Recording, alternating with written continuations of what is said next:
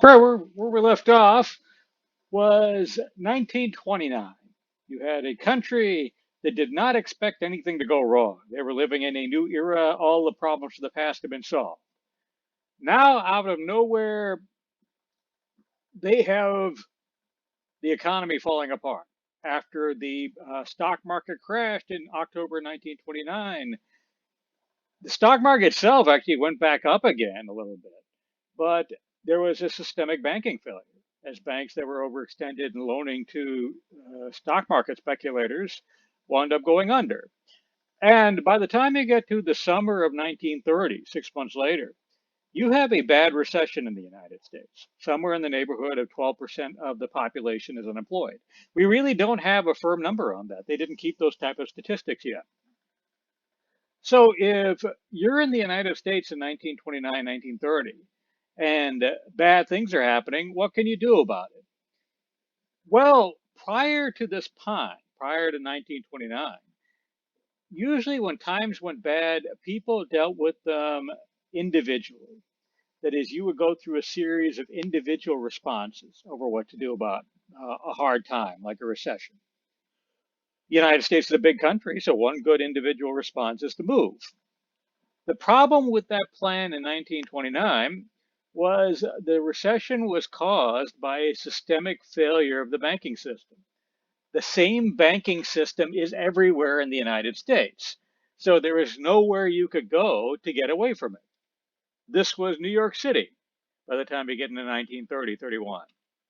Minneapolis, Ohio, Illinois, Louisiana, Iowa, Oklahoma. By the way, all those states north of Oklahoma, what is the Great Plains, were also hit by a big environmental catastrophe at the same time. We mentioned it briefly in the last class, and that was the Dust Bowl. Millions of acres of topsoil dried up and blew away. Over 6 million acres were lost. That ruined the farms that were in the area, and farm prices were collapsing anyway because of the overall bad economy. As a result, you wound up farms swallowed up in sand dunes. It looked like the Sahara Desert. And millions of refugees fled places like Oklahoma, Kansas, Nebraska, and went largely to Oklahoma and went largely to California and places like that. If you ever read John Steinbeck, he refers to the Okies. And this is what he was talking about, environmental refugees leaving the Midwest. When they got to California, they didn't find things were any better. This is the West Coast Oregon, right? So anywhere you went in America, you saw the same problems. So one good individual response to hard times, leaving, moving around didn't work. Another good individual response to hard times is cutting back. That is, rather than spending all your money buying stuff, you quit buying things. You save your money. You rebuild back your savings. You pay off your debts. And under normal circumstances, that's a very good idea. And indeed, people tried to do that. For example, you all might have seen these pictures before. During the Depression, people who had no money would oftentimes take flour sacks and try to make clothing out of them. At that time, you didn't have plastic bags yet. So the sacks were made out of things that you could actually work with, things like burlap. When the flour companies found out about it, they wound up putting patterns on the bags. So you could make nicer looking clothes. This is some examples of some of the stuff they made out of them. An entire family dressed up in flour sacks. So if you wind up saving your money, you can deal with the hard times under normal circumstances, but not now. The reason why this doesn't work now is, for one thing, this hard time is going to last a long time. You can't just wait 3, 6 months and wait for it to go away. But even bigger than that is things that under normal circumstances are good things to do. When you get into something like a depression, become bad. Because let's look at, say, cutting back on spending. If you do it and save your money, that's a good thing. If 100 million people do it, then what does that mean? It means that nobody's buying anything. When nobody buys anything, what are the companies that make stuff going to do? They're going to shut down, they're going to lay people off. So, what are those people going to do when they get laid off?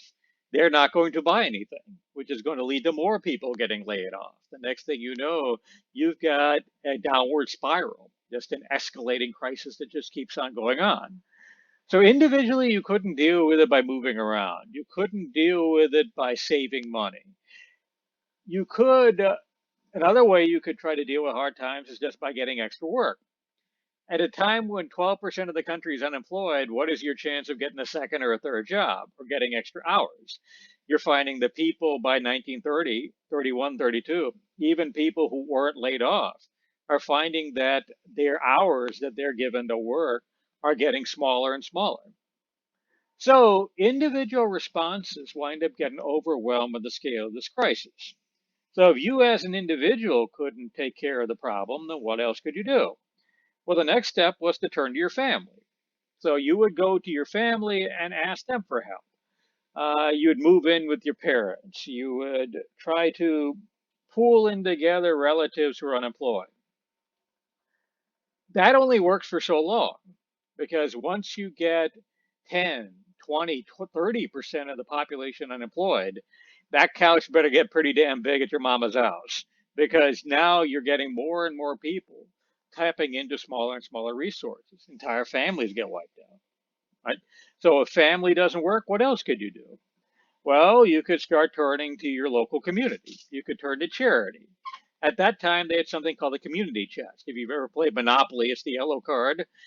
Community chests were local charities that would get together and raise money together.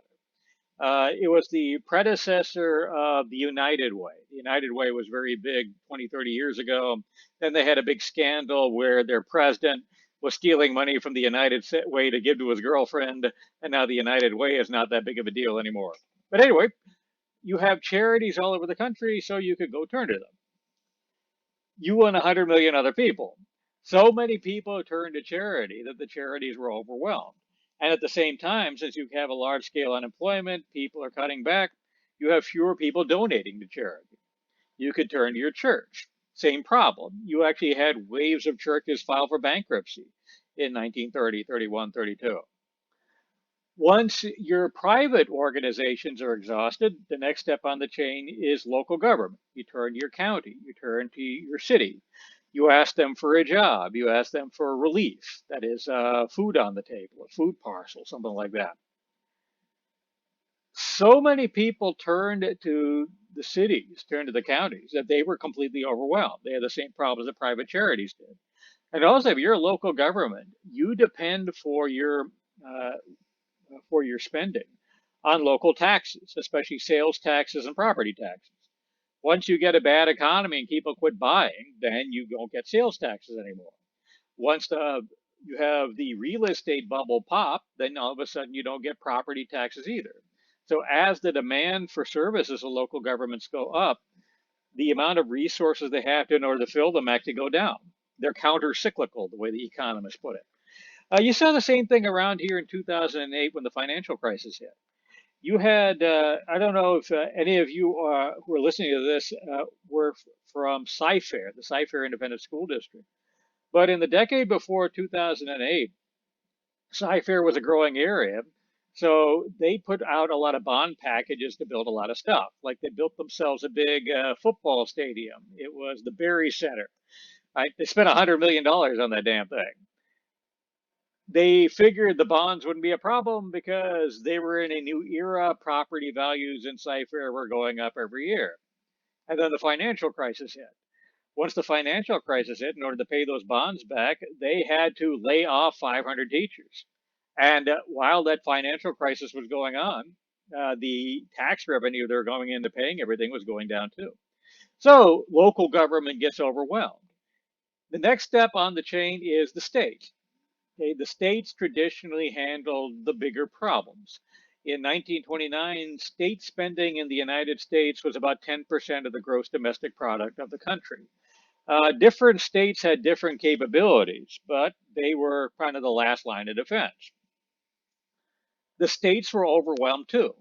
That is, most states have what are called balanced budget requirements. They have to uh, get enough, as much in revenue as they spend.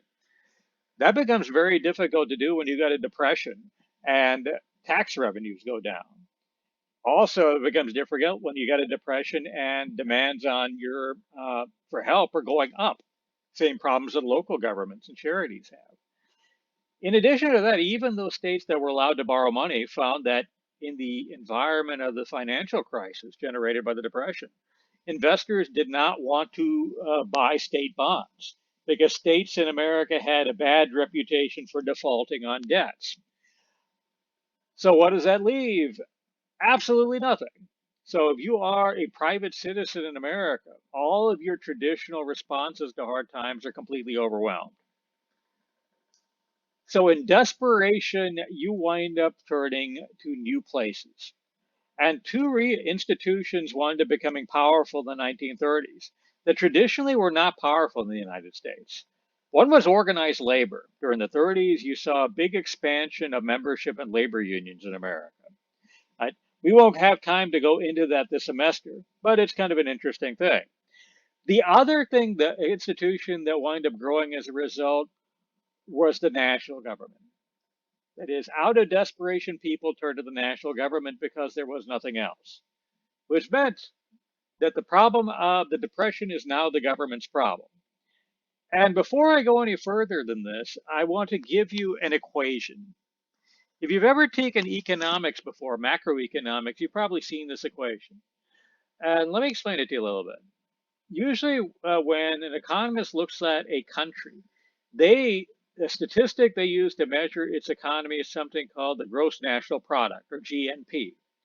And the gross national product is defined as the sum of four variables: consumption, investment, government spending, and net exports. As we go through this and look at what the national government is going to do for the depression, keep this in mind because we're going to refer back to this equation in a minute. Anyway, so the national government is now, by as early as the summer of 1930, being turned to by a desperate country for help, right? Which means the recession is this man's problem. His name is Herbert Hoover. Herbert Hoover was elected president in 1928. And in the country, this was seen as a good thing. That is, during the new era, the one problem that most people could have identified with the United States was the government, because the governments during the 20s were notoriously corrupt and ineffective. When you have a presidential election after World War I in 1920, during that election, the winning candidate was a guy named Warren G. Harding. He ran promising a return to normalcy, which told you two things about what he was about. One was that Harding did not want to do anything particularly heroic. That is, he had seen 20 years worth of attempts at reforming the government, at progressivism, at the attempts to save democracy, World War I, so on and so forth. Harding was saying he wasn't going to have any more of that crap. The government was going to stand on the sidelines. The other thing it tells you about him was if you looked at a dictionary in 1920, there was no such word as normalcy. The word he was looking for was normality. Basically, the guy was an idiot. He was somebody who, before he became president, was governor of Ohio and spent his days as governor of Ohio playing cards with his buddies. Did not have the intellectual capability of being president.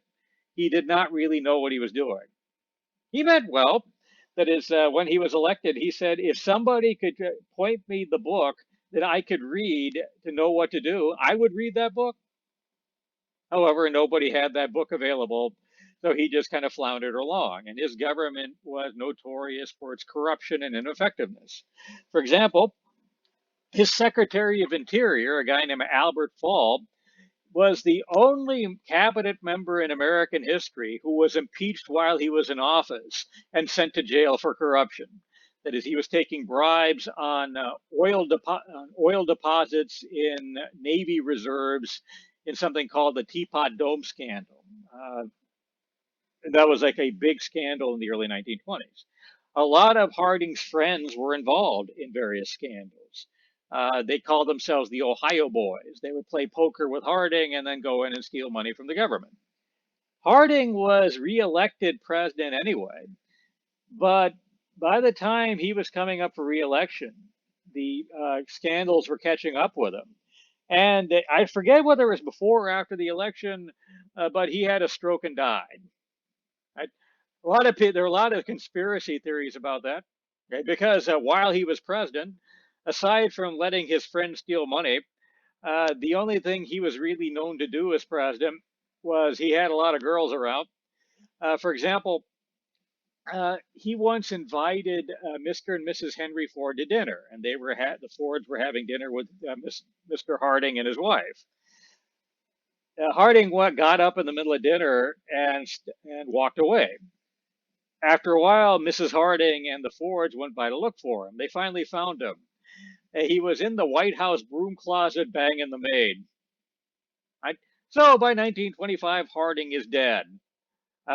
He probably died of a stroke, though there were all kinds of rumors that somebody killed him, either one of the people stealing the money to keep him from talking, or maybe Mrs. Harding. Anyway, he was replaced by his vice president, a guy named Calvin Coolidge.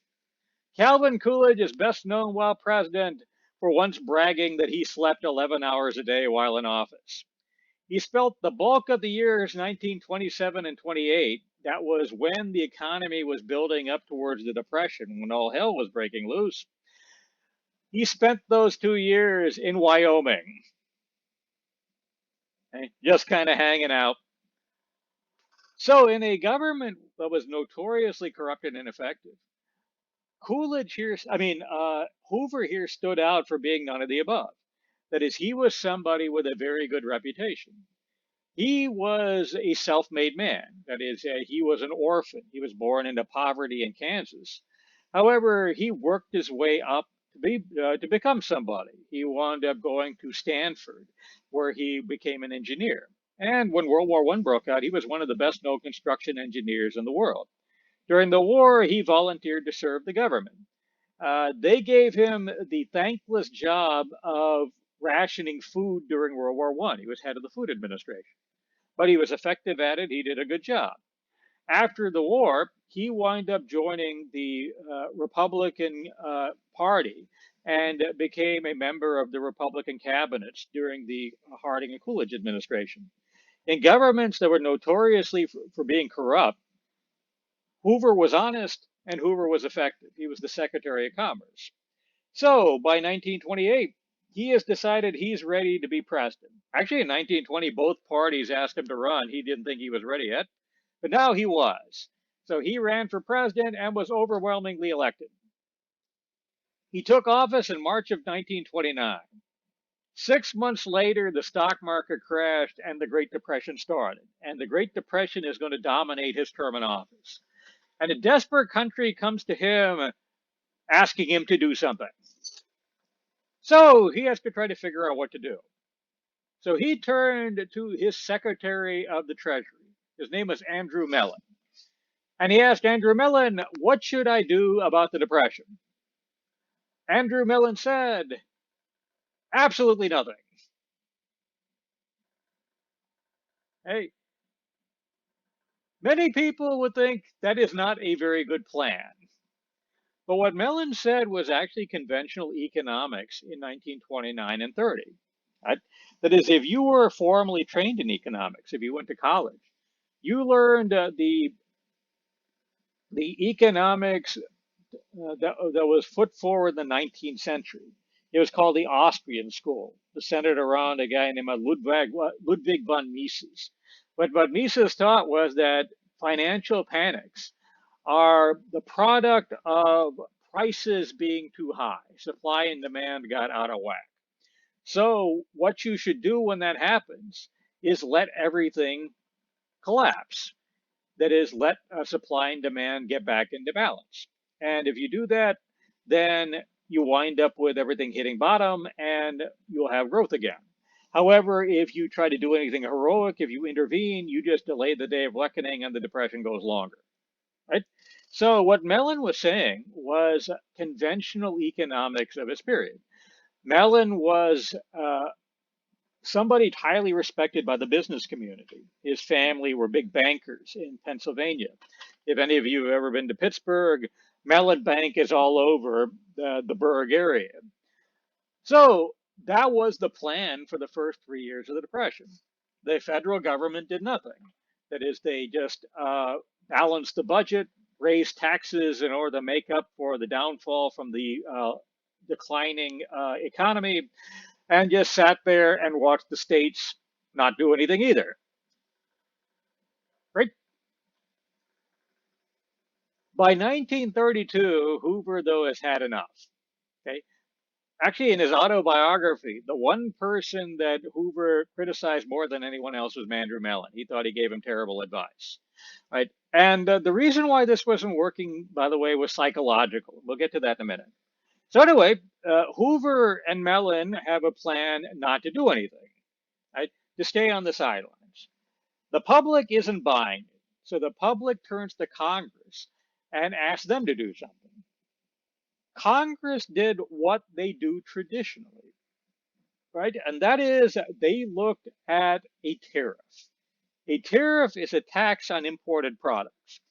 And for the 100 years prior to the Great Depression, the United States had a very active policy in taxing imported products in order to protect domestic manufacturers, right? Because after all, if an American factory makes hammers that cost $1, and an English factory makes hammers that cost $1, if you put in a tax on hammers, say 100%, then the English hammer is going to cost $2. So people will buy the American hammer. This was traditional policy in America for 100 years. And usually, whenever the economy got bad, okay, the Congress would pass a new tariff. And if you put it into this formula, on the surface, this might seem like a good idea. Because remember, the economy is the sum of four variables: consumption, investment, government spending, and net exports. So if you tax things that are coming in, then you're buying less stuff from other nations, right? Which means your net exports, what you sell minus what you buy, is going up. So your economy will get bigger. People will keep their jobs because American factories will be saved. So consumption will stay the same. So that will increase the economy as well. So Congress thought this was a good idea. And Congress passed a big tariff called the Smoot-Hawley tariff. Right? Actually, Hoover ran even before the Depression on passing a new tariff. He wanted taxes on imports to go up. Right? That was part of the platform he ran on in 1928. He didn't expect one this big, though. And economists all over the country told him not to sign it. That is 1,048 economists, people with economics degrees in the United States, professors at the various colleges, wrote Herbert Hoover a letter saying, do not sign this damn thing, it'll only make things worse. Hoover signed it anyway. And indeed, the 1,048 economists were right. The Smoot-Hawley tariff over here, once it went into law, took a bad situation and made it much, much worse. Why did it make it worse? Well, part of the reason was something that the economists mentioned in their letter to Hoover when they said, don't do it. They said that if the United States passes a tax on imported products, everybody else in the world will retaliate by passing taxes on imported products too, right? Which is exactly what happened. So, if you put in a dollar tariff on English hammers, and the English put in the same dollar tariff on your hammers, all that means is now there are no more exports for anybody. So the net exports actually doesn't go up. What you get is the total amount of exports for everybody going down. World trade wound up being destroyed as a result of the cycle of tariffs that started with the Smoot-Hawley tariff coming out of America. But conceptually, the Smoot-Hawley tariff has an even bigger problem than that. Remember what the state of Europe was. Throughout the 1920s, England, France, Germany, and the smaller nations of Europe were straining under paying back the debts of World War I. Right? The UK and France had debts that they were making payments for.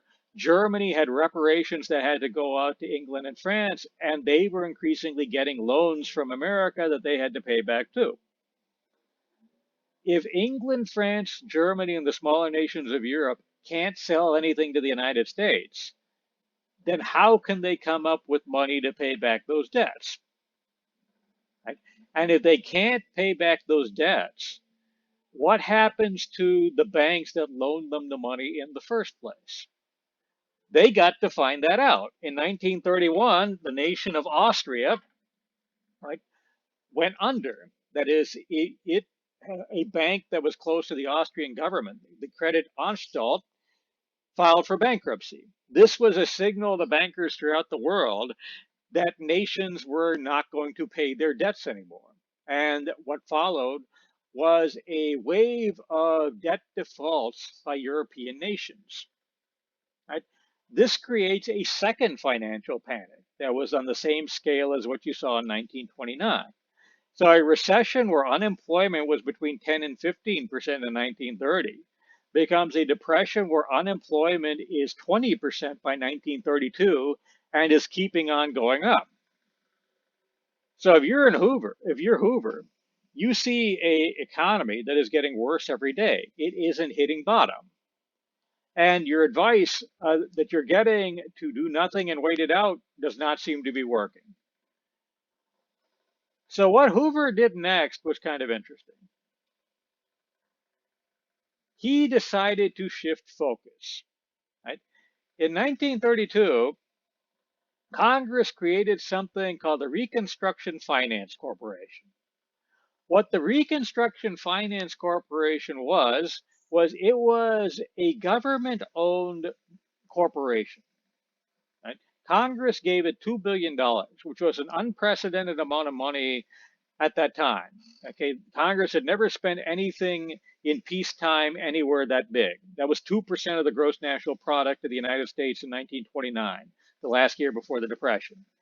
Today, the equivalent of that would be somewhere around $400 billion, give or take. What the Reconstruction Finance Corporation was supposed to do to that money, with that money, was loan it to banks and insurance companies. Right? If that sounds familiar to you, it means that you probably remember the 2008 financial crisis. During 2008, okay, the government created something called the TARP program, right, which was designed to bail out the banks. That is, Congress gave TARP $780 billion, and the TARP used those $780 billion to give loans to the banks in order to make sure that they didn't go under. Right? This was Hoover's idea. And Hoover wanted this because he thought this variable over here, investment, was the root cause of the Depression. Right? And that investment was a problem because of psychology. Right? So let me walk you through Hoover's thinking. Remember when I told you about the financial advisor I once had at Prairie View? The guy who was trying to sell me financial advice. Okay, I didn't actually hire him.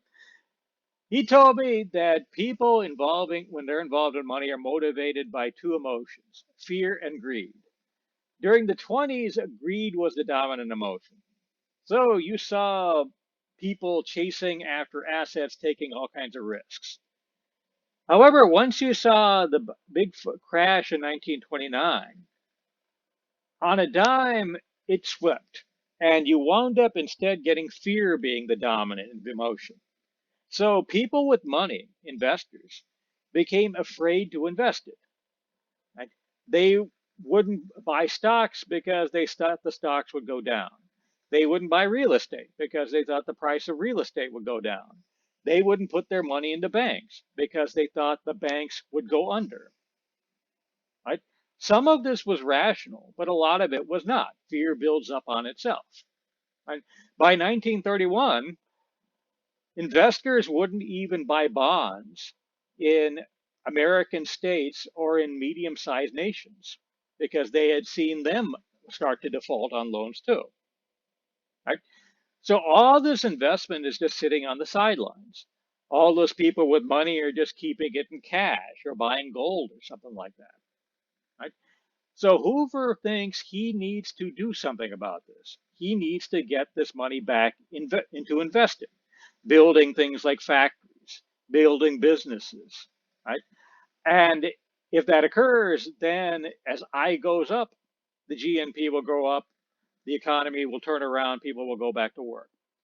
And the key to getting the investors to invest was to take care of their fear, to make them unafraid to invest, right? And that really is what the bailout was about, right? It wasn't about giving the money to the banks, the insurance companies per se. It was about sending a message to the investors. And let me explain that a little bit. By 1931-32, investors are afraid to put money in the stocks. They're afraid to put money in the bank accounts. They're afraid to buy the bonds of states, of cities, of small countries. But they are willing to buy the bonds of big governments. Right? That is, all of you and most of you here have been told something your entire life that isn't true. That is, if I took a poll of the class, the majority of people in the class would tell me that the US government is going to go broke. The people who actually have money do not believe this, right? There's the people who actually have money think that the safest investment you can make with dollars is to loan money to the US government. Because after all, among other things, the US government prints the money. If they needed, they could just print more money and pay you back, right? And when times get hard, you see that. In 1932, the only thing investors would put money into were US government and British government bonds. Right? In 2008, the only thing that investors would put money into were US government, British government, German government, and Swiss government bonds. Today, you see the same thing, right? With the coronavirus out there. So what Hoover was trying to do, but with the Reconstruction Finance Corporation, was tell investors that if you invest in the same things that the Reconstruction Finance Corporation is, you're effectively investing in the government, right? And that is based off of four words that were used a lot in the financial crisis in 2008 and are being used again. Those four words are too big to fail.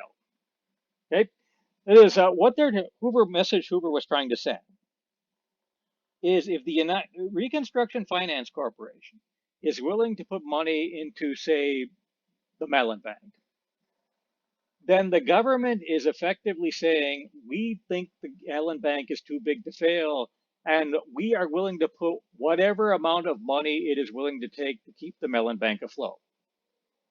So if you, an investor, put your money into the Mellon Bank, it is the same effectively as putting it in the government.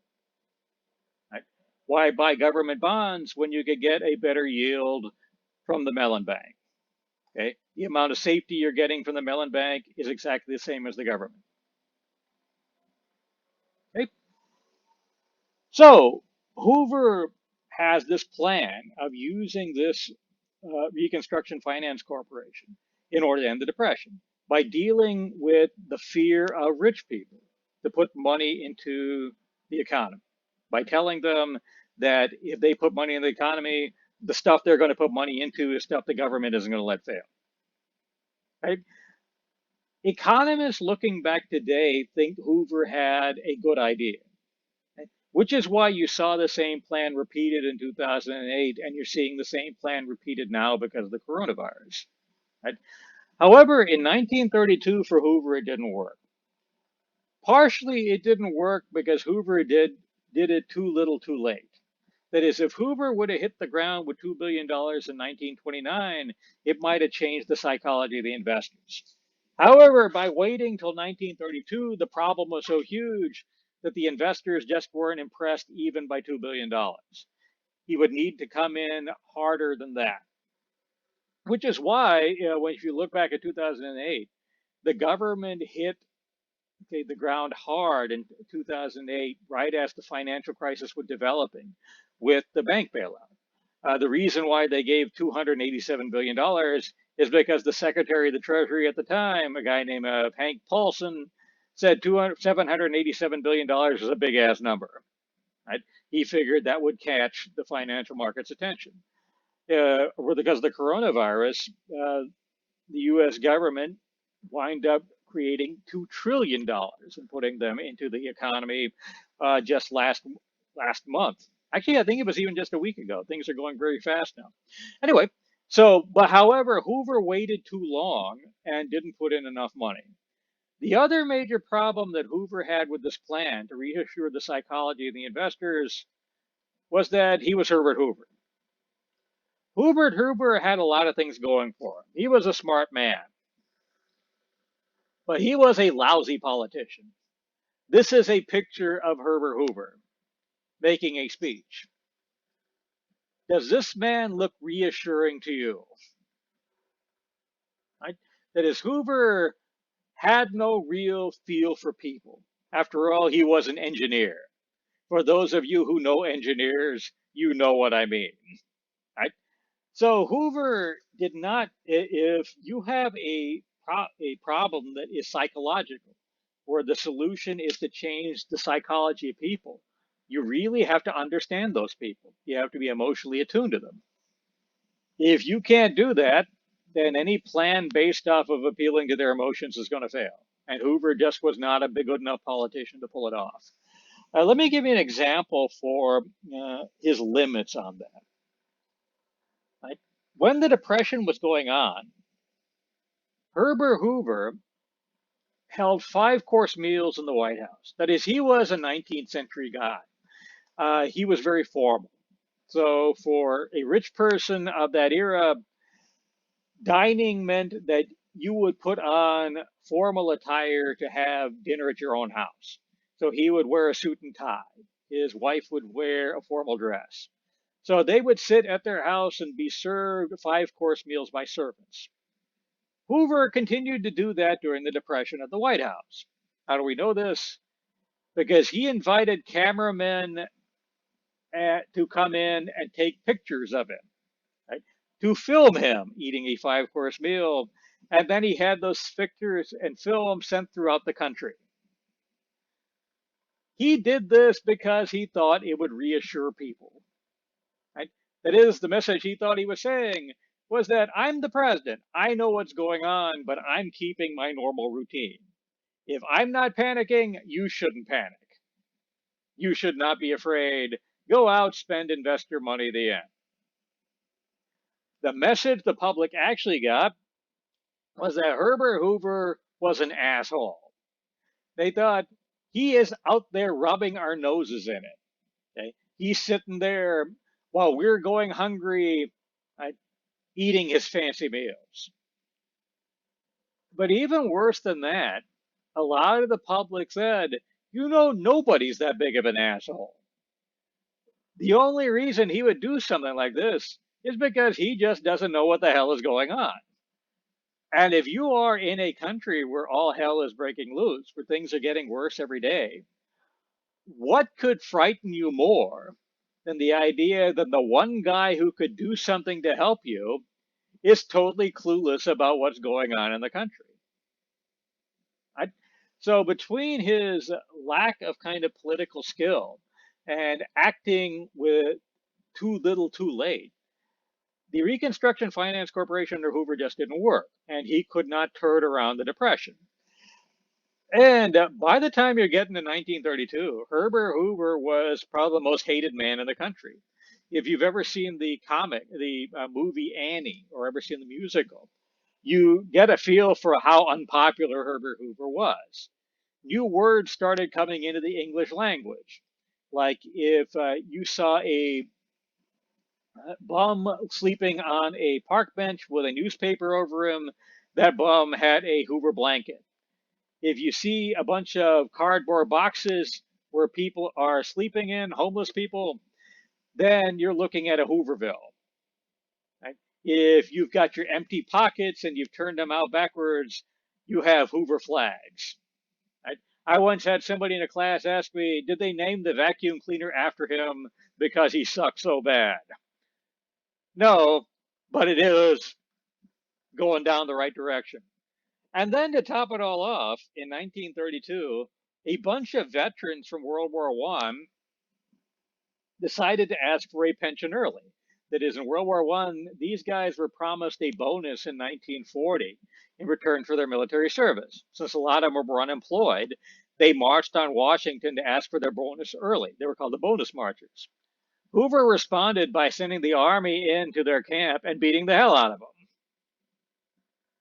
Put us all together. You have a man who is desperately unpopular. The presidential elections are coming up in 1932. Hoover decided to run for re-election.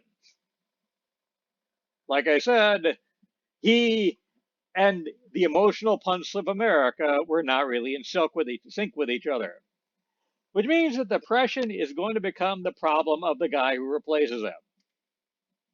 His name is Franklin Roosevelt. By the way, Hoover really wasn't that bad of a guy. Here's him and his dog. A dog will make even Herbert Hoover smile. Kind of. But anyway, the Depression becomes the problem of his successor, Franklin Roosevelt. Franklin Roosevelt ran for election in 1932, promising a new deal for the American people. He then spent the rest of the year 1932 not saying what that meant. Right? Why did he do that? Well, actually, the whole idea should be fairly familiar to you if you remember 2008. In 2008, you had a politician named Barack Obama ran for president. He ran for president promising hope and change. Hope for what and change to what? He did not exactly say. Right?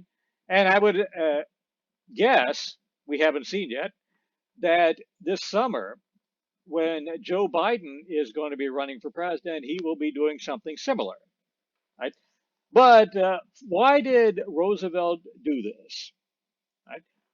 Well, you can really see parallels in what he was doing and what Obama was doing in 2008. To start with, both Roosevelt and Obama ran in elections where they thought they were going to win. That is, a dead cat could have beat Herbert Hoover in 1932. Right? You wouldn't have taken much more to beat John McCain in 2008. So if you're in a situation where you're the overwhelming favorite to win, the only way you could really lose is if you screwed it up. That is, if you said something really stupid. So the smart play would just be to be as vague as possible. But also, beyond the politics of it, both Roosevelt and Obama, right, were also had an economic reality that they had to deal with. That is, the elections in 1932 were going to be held in November. They still are. However, the new president didn't take office until later. Obama didn't become president until January. That was when he was inaugurated, I think on the 20th. Roosevelt didn't become president until 6 weeks after that. That is, his inauguration was until March the 4th. They used to leave that out there for a long time. So, why is that a big deal? Well, you've got a situation that is rapidly deteriorating. Every day is worse than every other day. Right? That is, if you remember 2008, you know what I mean. That is, well, we were having Hurricane Ike. A big bank in New York called Lehman Brothers failed. Right? Then when the power turned on, every day after that was something new. Something bad happened. You wound up with Congress trying to pass the bank bailout in early October. Congress defeated it. The stock market went down 700 points that day. Right? So if that's the case, where things are getting worse by the day, if you promise something, right, in November, it might already be obsolete by the time you take office. So if that's the case, the smart play economically is to keep your powder dry, to commit yourself as to as little as possible, and to keep your flexibility up for when you finally get a chance to do something. Right? Because if you run promising an agenda and you can't deliver on it, all you're going to do is increase the level of fear in the country too. So, and actually in 1932, this was something that you can see kind of the practicality of that set of ideas. Because the worst part of the Depression was actually the time period between Roosevelt's election and his inauguration. Because once he was elected, Herbert Hoover was still president. So Roosevelt didn't have the authority to do anything. But Hoover was a lame duck. He was going to be gone in 5 months. So, and he was deeply unpopular. So if he did something during those 5 months, investors wouldn't take it seriously. Uh, what Hoover asked for was he asked Roosevelt basically to give him a blank check, to promise that whatever Hoover did in those 5 months, Roosevelt would keep on doing once he became president. Roosevelt said no. He said Herbert Hoover's an idiot, and I'm not going to give him a blank check. Okay, so you wind up actually with a deeper increase of fear during that point that doesn't end until Roosevelt is inaugurated. By the way, this was something that they didn't do in 2008. In 2008, after the election, incoming President Obama and outgoing President George W. Bush set up joint committees in the strategic departments like the Treasury, right, where they would jointly agree on emergency courses of action that would continue after Obama became president. And so the government did learn some stuff as a result of the Depression. That is, some of the mistakes they made in 1929, 30, 31, 32, they didn't repeat afterwards. However, a lot of the mistakes they did. Anyway, so Roosevelt ran on a vague slate. He comes in March of 1932, and he has a mandate to do something without really a whole lot of limits on what that is, right? So if you're Franklin Roosevelt, what do you do? Well, he got around him some advisors and asked them. One of the advisors he got was this man here. His name is John Maynard Keynes. It's Keynes. On your terms list, it should be there. Keynes told him that the root cause of the problem was the investors. And he said business and investors had put money into the wrong places during the 1920s. That is, they had put capital into bubbles, but didn't put capital into things that were needed. Right? So what you needed instead was to bring in the government to decide where the resources could go. And this sounded like a practical idea for Keynes and a lot of his people because of the experiences of World War I. That is, they looked back at the English and American governments and saw that when they had the government running the economy during the war, things worked out pretty well. Right? Keynes also had a lot of credibility. He was the leading economist in the world in 1932. He's the guy who came up with the equation that we showed you. So anyway, let's look at this equation again. What does Keynes hope to accomplish? Well, first, he just wants the government to spend money. Remember what the equation for the gross domestic product is. It's consumption plus investment plus government spending plus exports. State and local governments are actually declining government spending over the course of the previous 4 years because they have to run balanced budgets. The US government is under no such restriction. And the US government can borrow all the money it wants because investors are looking to give it to them. They can pay actually very low rates for it. So Keynes says, let's have the US government borrow a lot of money and go out and spend it. Okay? Just the fact that it's spending it will grow the economy. What should it spend it on? Well, the first thing it should spend money on is immediate relief for the people in trouble. Give people unemployment benefits, give people food parcels, help people with the rent, so on and so forth. That is, if you give money to people, then they will spend it. That means that consumption will go up and the economy will get better. Once the immediate crisis is dealt with, then Keynes said the next thing the government should do is reform the economy. Right? That is, he said that the businessmen, the bankers, the investors were putting the money in the wrong places. So what the government should do is put the money in the right places. Go in there and build the things that weren't built by the private investors in the 20s. Send money to the people who didn't get it. For example, during the 20s, two-thirds of the country lived in poverty because wages didn't go up. The government can make sure that wages do go up this time, right? The rural parts of the country did not get the benefits of the new era. They didn't even have electricity in a lot of places. So the government could go in and make sure that they get infrastructure. The government can build ports. The government could build roads.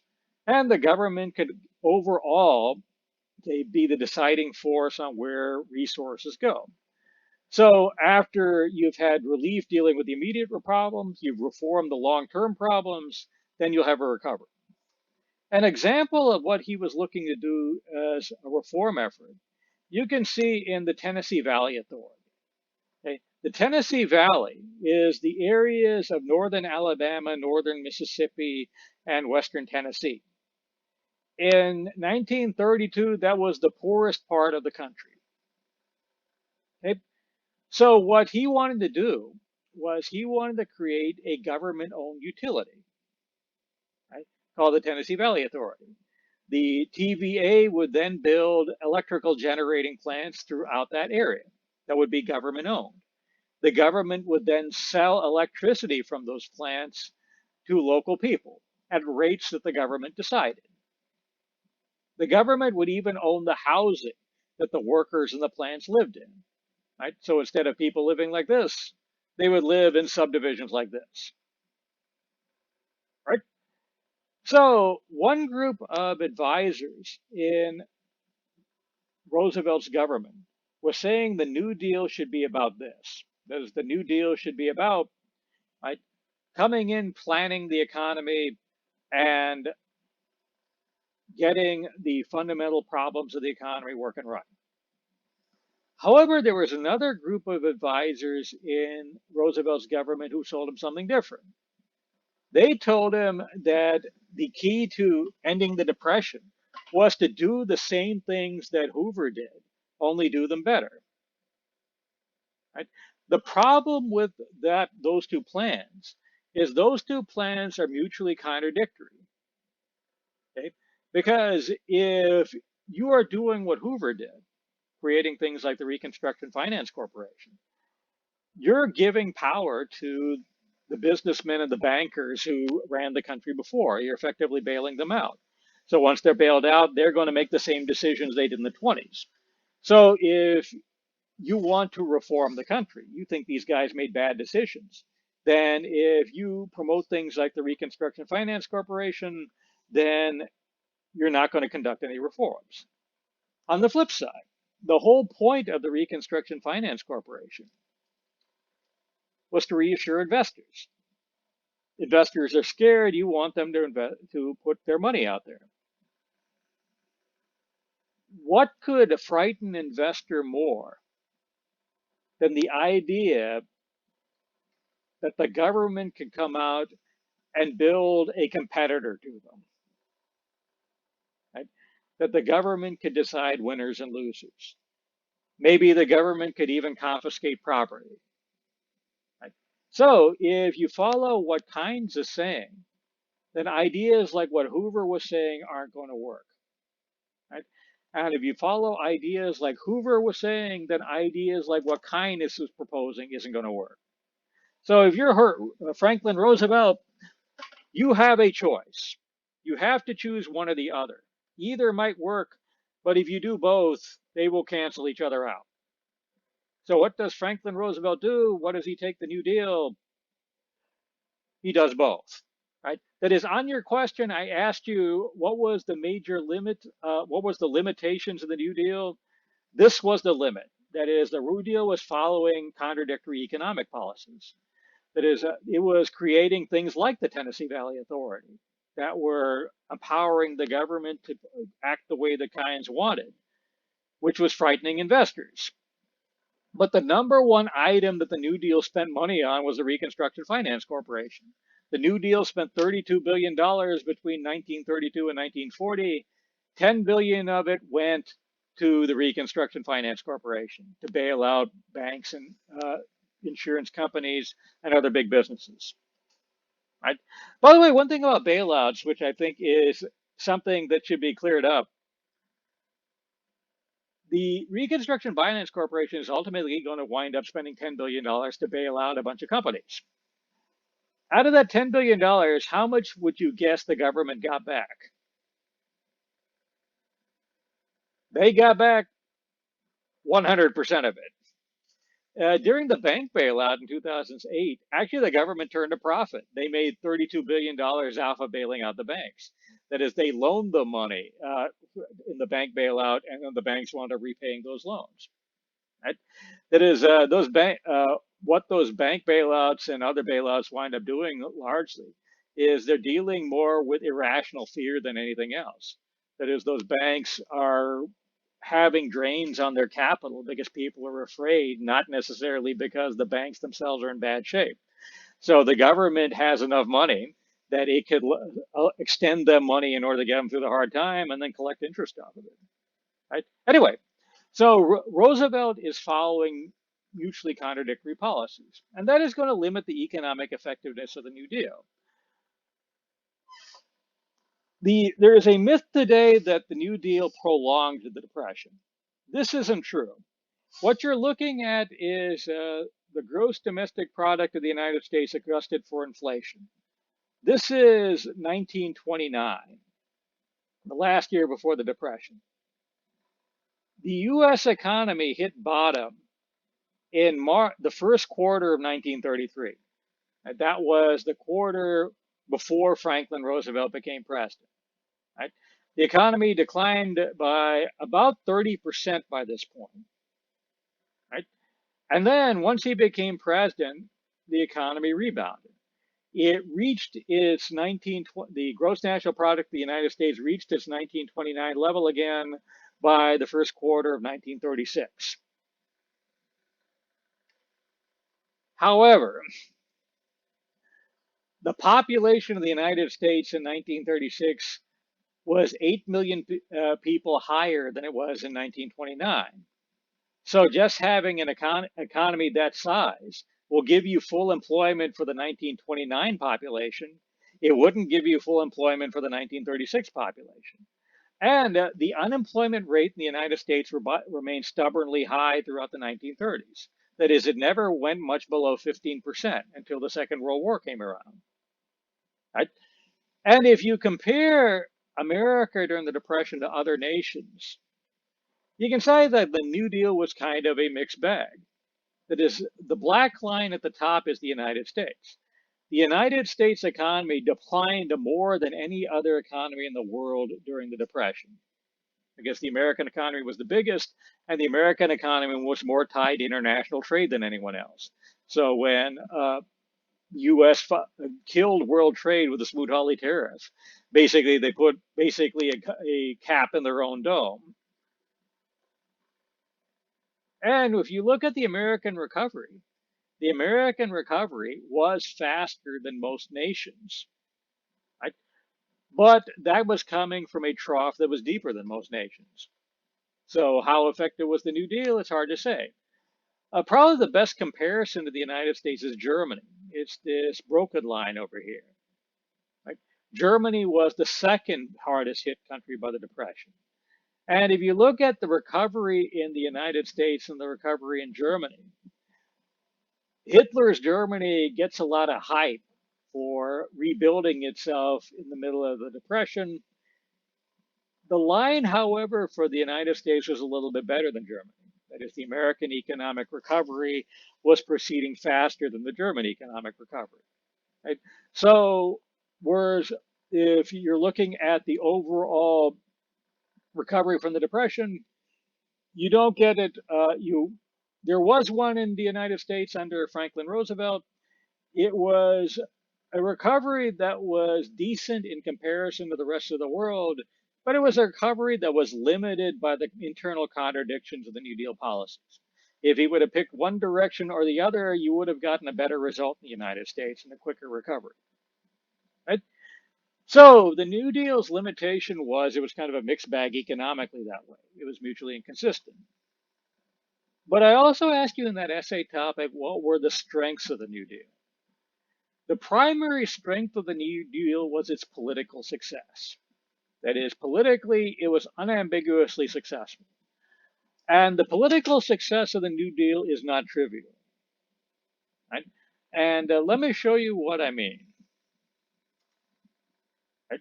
You are living, if you are in the world of 1933, in a country where in a world where a lot of people are desperate.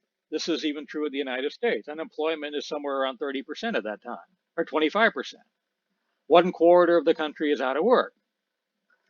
This quarter of the country that was out of work was promised a new era. That is, they were told in the 1920s that if you keep your mouth shut and do your job, things will turn out right for you. You did what you were supposed to do. And what do you got to show for it? You got a country where the economy is falling apart, where if you haven't lost your job yet, you're afraid of losing. What would be your mindset if your leaders told you, what are we going to do about it? We're not going to do anything. We're just going to wait for it to go away on its own. You are not going to take that for an answer.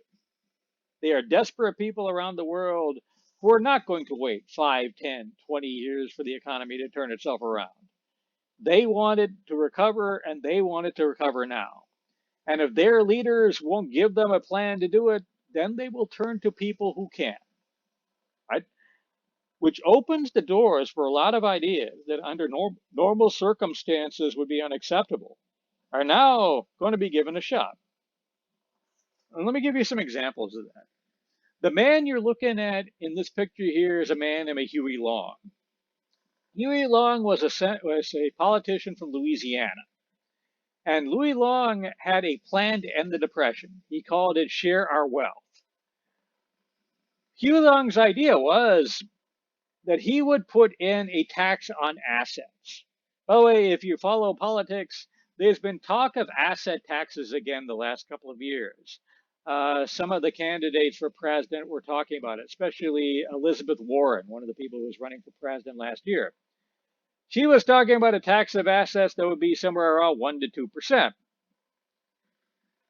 Okay, for high asset people.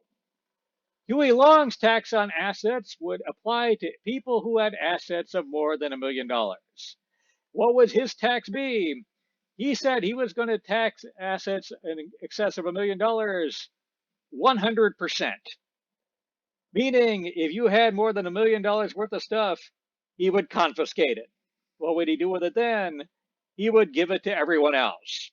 Hence the term, share our wealth.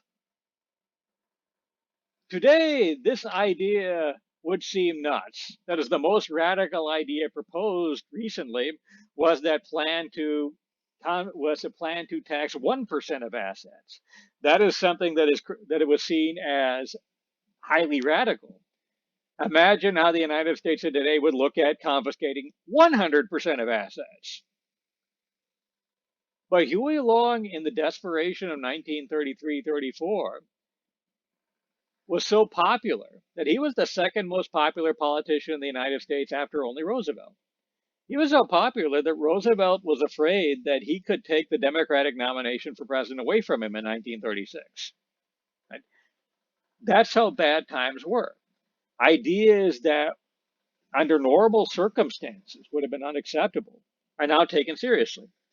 Long, by the way, never got a chance to run for president in 1936 because he was shot to death in 1935. He was shot to death by the head of the LSU Medical School. It seems that, among other things, Huey Long was banging the guy's wife and ruined the guy's father.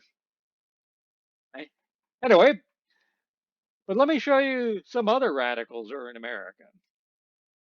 Man you're looking at here, his name is Charles Coughlin. Coughlin was a Roman Catholic minister. And he was one of the first people who understood the power of the radio. He was in Detroit, Michigan, so he wound up creating a radio show that went on the air in Detroit. And he mixed in politics with religion on his radio show.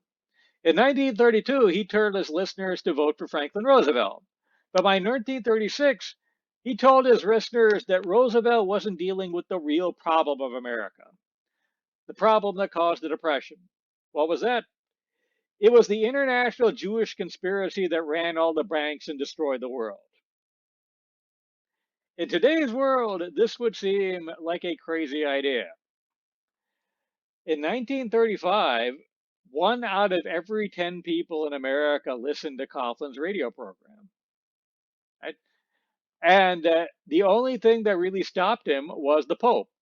The Pope thought he was getting too political, so he told Father Coughlin, you could either give up your radio show or you could give up your collar. He decided to give up the radio show. Hey, let me give you another example.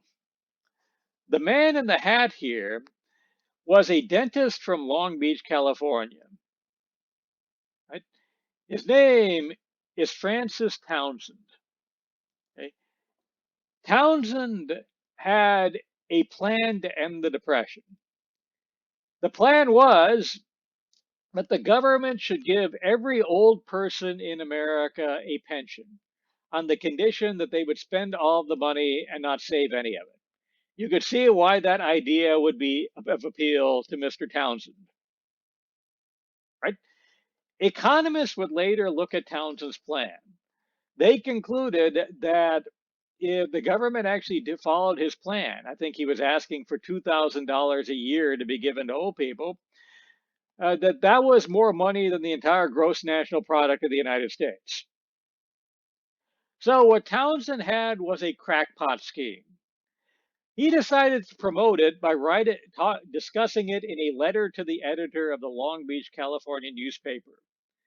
If you've never read a letter to the editor, they're basically the pre-computer equivalent of comments on a YouTube video.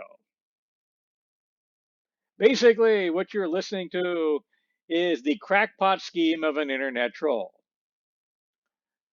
How well did it go over?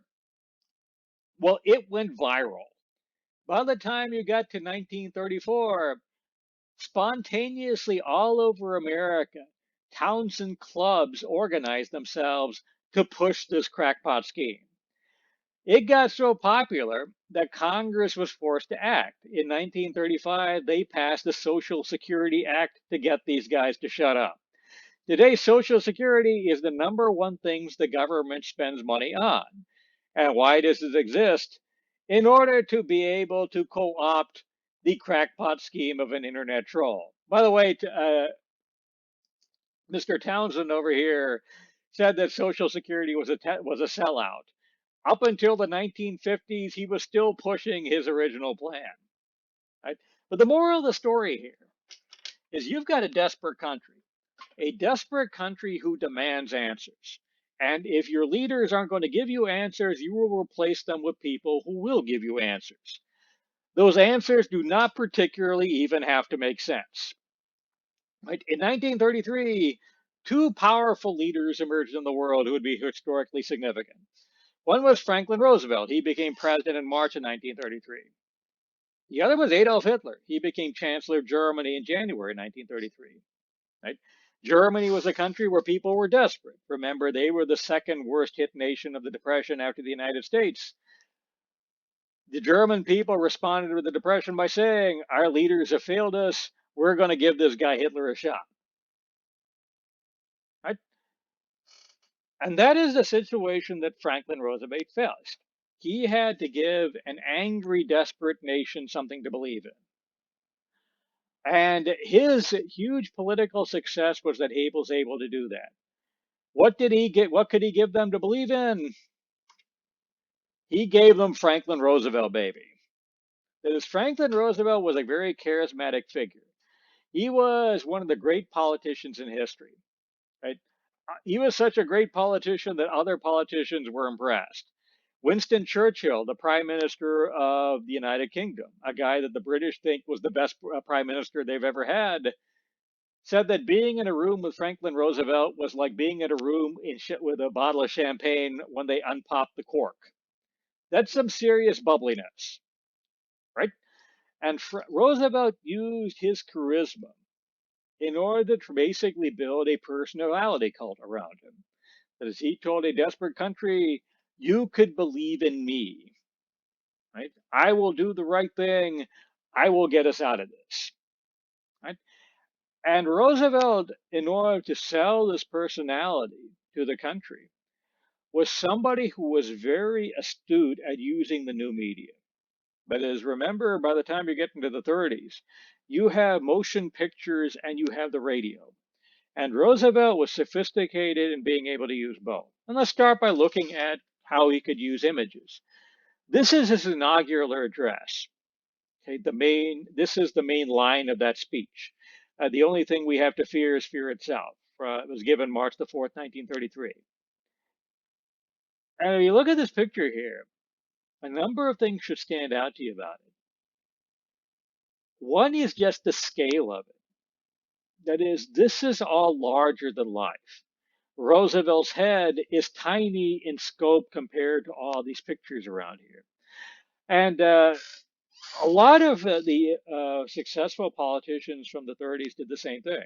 You look at Hitler's rallies, at Stalin's, you see these big, larger than life scenes, which were designed to give an image of power. If you're controlling all this, you're driving the big truck, you're running the big locomotive. If you ever watch any of those North Korean propaganda videos on YouTube, Kim Jong Un does the same thing. That is, you all no, it's yes, Kim Jong Un now. You see all these really huge scenes where the people in them are dwarfed to try to give this kind of impression of power. But also, if you look at it, you see a very orderly scene. Everything lines up. You see eagle, eagle, eagle. You see symmetry. So he's giving an image of power, of order. And he's filling the whole thing up with patriotic images, flags, eagles. Right? So Roosevelt is using these types of images in order to create kind of a conception of power, that he's a larger than life figure. And he's using the office in order to promote this image. This, by the way, what he's doing here is an old trick of politicians. That is, when they want to look powerful, when they want to look patriotic, they try to get themselves being around scenes of military people. Right? That is, every president does it. They will go to a military base and have pictures shown with them and the equipment, them with the soldiers, them with men in uniform. Here's Roosevelt posing with some officers. Here's Roosevelt touring a battleship. Right? Roosevelt, though, in addition to trying to present himself as powerful, tried to use images to present himself as a man who cared. Right? Compare him to Hoover. Hoover, during the Depression, spent basically 4 years in the White House. He was somebody who really didn't have much of a pulse over people to be able to really tell what people were about. Roosevelt was the other story. That is, he was somebody who really understood people. And Roosevelt understood that people were frightened and wanted to see action. And one way that you could show action is just by going out and seeing the people. So Roosevelt, during his term in office, was somebody who was going to be constantly traveling. Here he is at a camp for something called the Civilian Conservation Corps. What they did in these camps was they took unemployed young people from the cities and sent them out into the country to basically do conservation work, plant trees, build roads. They were doing this stuff basically just to keep them busy and put money in their pockets. So here you see a lot of kids, 16, 17, 18, 19, 20, people about your age. And this 55-year-old guy, Franklin Roosevelt. Look at the expression on these guys' faces now that Roosevelt is here. For these guys, it's like Justin Bieber's in town. That is, they see him like a star. They are starstruck. They are looking at a celebrity, right? This picture, I think, shows it even more starkly. Here's Roosevelt out there touring the countryside. And you can see the expression on this kid's face when he's looking at him. This kid is awestruck, right? It's like he's looking at Jesus. But then look at the kid's dad. he is just as awestruck as his son is. And as Roosevelt is using the media here to present this larger than life powerful image. Remember in the 20s, you saw the media producing these larger than life images, guys like Babe Ruth, Charles Lindbergh. Politicians by the 30s are learning how to basically do the same thing. That is, that the media can do this and that you can manipulate it. And if you look into Hitler, look into Stalin, look into Roosevelt, they're all using the media in the same way to present themselves as kind of supermen. That is, that you could turn to them to solve the problems, right? So he could do that through images, but he could also do that through radio. Uh, that is, Roosevelt gave weekly speeches on the radio to the country. He called them fireside chats. That is, he told the country that he was sitting in front of his fireplace. And then in conversational tones, he would talk about the problems of the country and what his administration was doing about it. Here is Roosevelt actually giving a fireside chat. If you look at the picture, what is conspicuously absent from the picture? There is no fireplace. He's sitting in a radio studio. So if he's not sitting in front of a fireplace, why tell everybody he's in front of a fireplace? Well, a fireplace gives the image of home, right? That is, if you're sitting at the fireplace, you're sitting in your living room. Almost everybody's living room has a fireplace, even here in Houston when it doesn't get cold, because developers know that when people think of a fireplace, they think of home. So what Roosevelt is trying to project himself as is he's in your home with your family. He's a father figure. And like a father, he is strong, but he cares. And you can trust him, right? And the radio is a particularly good tool for that because the radio brings you into the home. Television does the same thing. And even today, you can see how powerful this is. Like, for example, if any of you remember the Oprah Winfrey Show, Oprah Winfrey went on a TV show on a stage that was designed to look like a living room. She was trying to give the people who are watching her that she was their friend and that they were just sitting around in the living room talking, hanging out together. Right? How well did that illusion go over? Well, Oprah became a billionaire. Roosevelt is pulling the same illusion in a country that is much less sophisticated about media than the United States of 2010. Right? So Roosevelt is building up kind of this larger than life image. He's building up almost a personality cult that he is this figure of power who cares that he could go out there and fix the problems of the country. But he also had something else that he could sell the country, right? Something that a guy like Hitler or Stalin did not. And that was he had a life story. That is, Roosevelt came from a wealthy and prominent family. His people owned real estate in the Hudson River Valley, New York. They had for generations, and they were rich. His uncle was the president, Theodore Roosevelt. Right? So this is him as a young man. He was rich, he was charismatic, he was good looking. So if you're rich, charismatic, and good looking, what can you do in America? Anything you want. So he decided to get into politics because it sounded fun. Right? He joined the Democratic Party. And in 1913, the Democratic president, Woodrow Wilson, made him Assistant Secretary of the Navy. Why? Because he owned a yacht. Over the course of World War I, he worked his way up through the ranks. That is, with his charisma, he became increasingly popular within the party. By 1920, the Democrats decided to nominate him for vice president, right? Although he'd never actually done anything yet.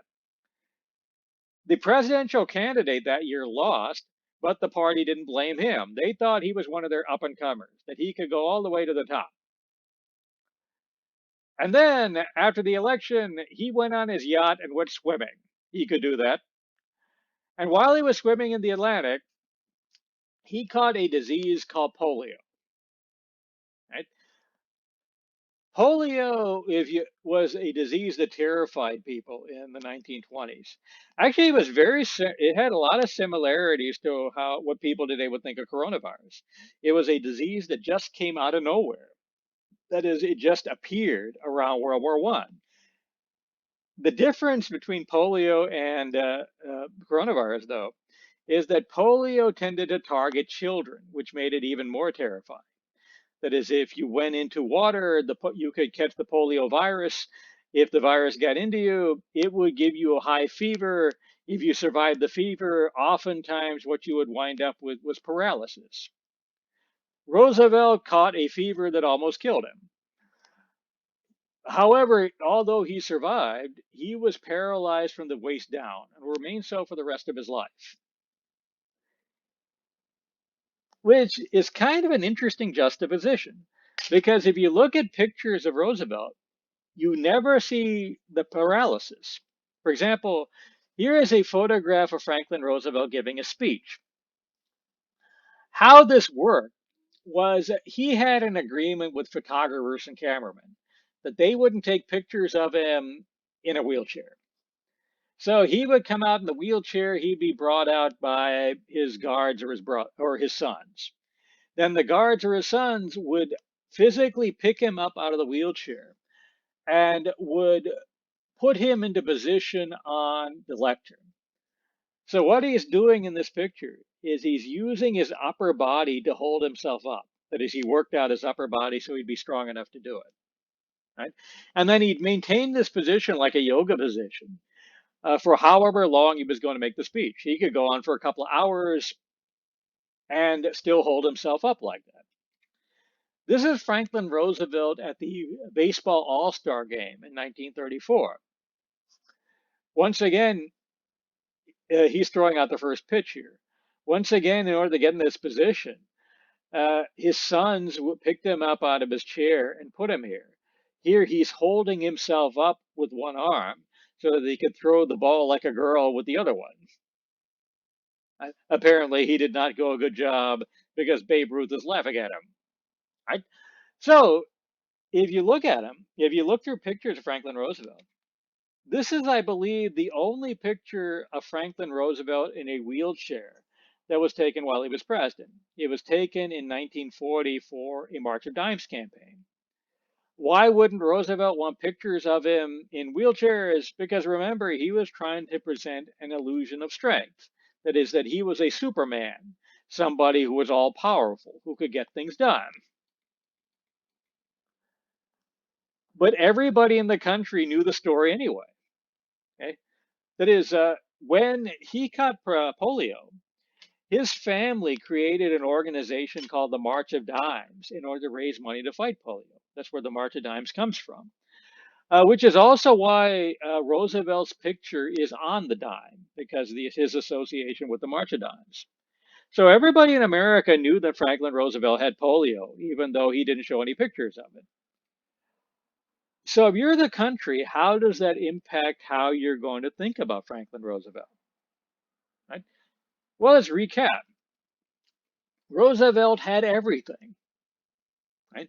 He had his entire life, a huge future in front of him. And then, through no fault of his own, it was all taken away from him. He barely survived.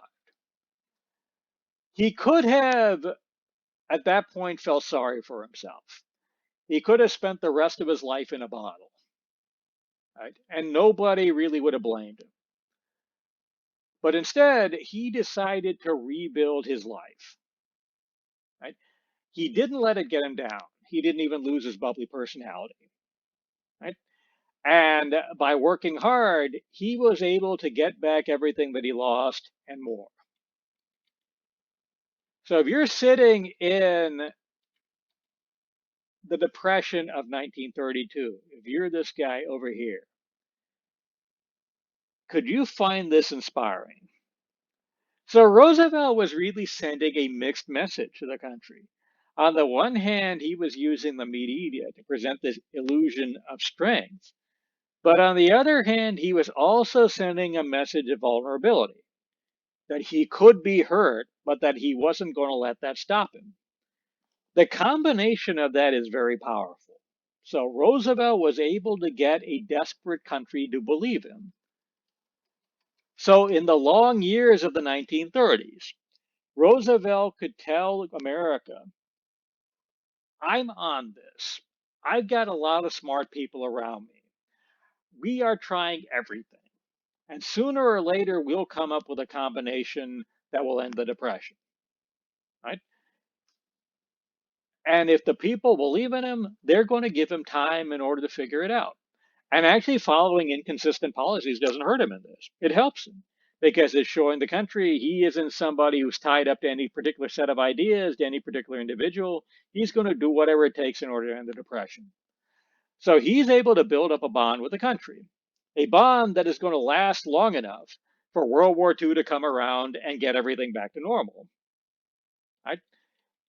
Roosevelt, by the way, is going to spend $32 billion to try to end the Depression. That was in today's money. That was 32% of the gross national product of the United States in 1929, the last year before the Depression.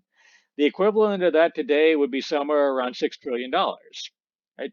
World War II ended the Depression by spending even more than that. The United States spent during World War II, I believe, somewhere in the neighborhood of $300 billion.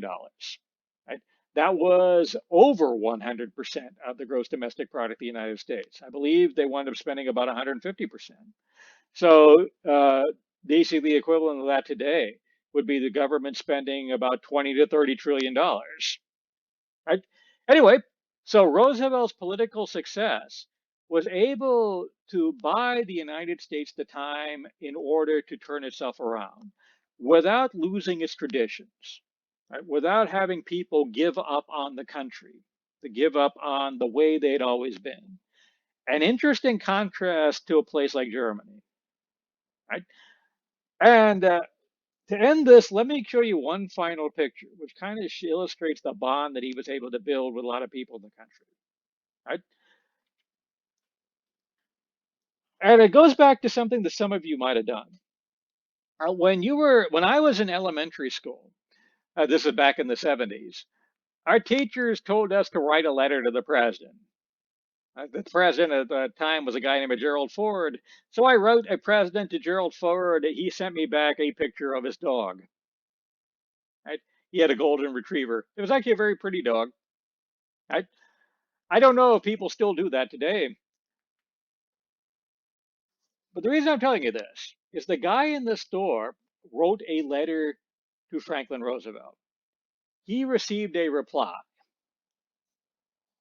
Hey, let me read the reply to you. My dear Mr. Walcott, your letter of February 27th has been received and the cedar chest was delivered at the White House yesterday.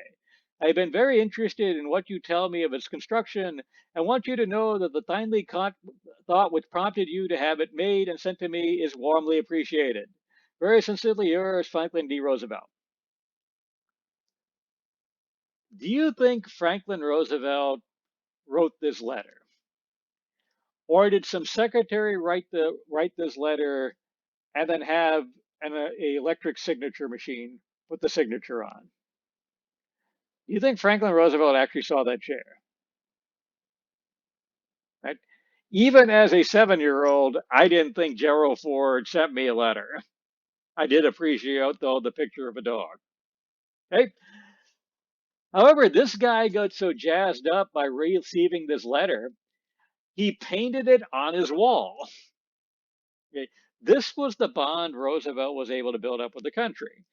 And this bond enabled the United States to endure the hard years of the Depression and gave itself time to fix itself. Right? A achievement which cannot be underestimated. Right? And that's where I want to end this subject. So when I come back next time, I'll give you that actual war, the Second World War that winds up ending the Depression, and deal with a couple of the questions that we got over it.